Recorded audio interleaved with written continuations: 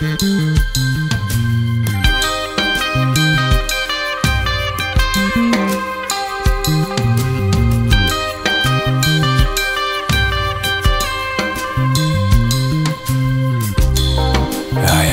þá komið að því. Enn ein jólin. Ég finn hvernig kvíðinn hellist yfir mig. Ég bylti mér í rúminu allur sveittur og þvalur. Ég get ekki sofið. Skyndilega heyri ég eitthvað þrusk fram í handinni. Ég fer fram úr og trítla fram á gang. Kingboginn ófrýnileg vera snýr sér við og segir: Hvað ert þú að vilja á fótum, aumingiðinn? Ég svara: Æ, ástin mín, getur ekki verið heima á jólunum, svona einu sinni? Hún hvæsir: Viltu ekki bara fara að grenja? Greyið kallinn, aleinn heim á jólunum, yfirgefinn veslingslitli leppalúði.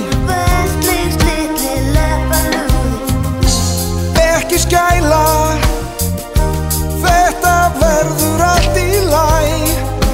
Gráttu ekki, elsku litli leppalúði. Elsku litli leppalúði. Ímyndið ykkur aðstæðurnar. Risastór galtómur hellir, ískaldur dragsúgur og ekkert við að vera nema eigra leggja kapal og góna inn í hljóstugan ísskápinn. En svona þetta hverju ári. Ég set Jösse Björling á fóninn. Ó, helga natt. Sest í sturtubotnin, skrúa frá og græt. Aleinn heima, aumingja kallinn, örvinglaður við grautardallinn. Ég sé hlýðum, allt hljótt, einmana á jólanótt.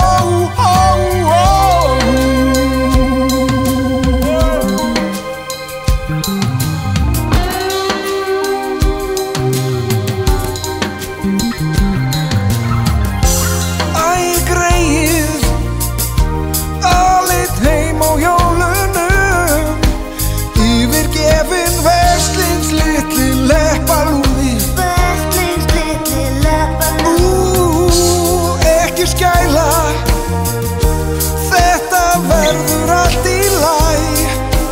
Harkað á þér, elsku litli leppalúði. Elsku litli leppalúði. Bíðið við. Hvað var þetta? Það lítur að hafa verið kötturinn. Fuck. Það er alveg eftir öðru að vera étinn á jólanótt. Jæja, ekki verið leiðin hver önnur til að enda þessa umurverkgöngu. Það er ekki eins og ég hafi fengið nýja flík frá kettlingarbugglunni. Nú eða þessum andstyggilegu ónýtjungum sonum hennar.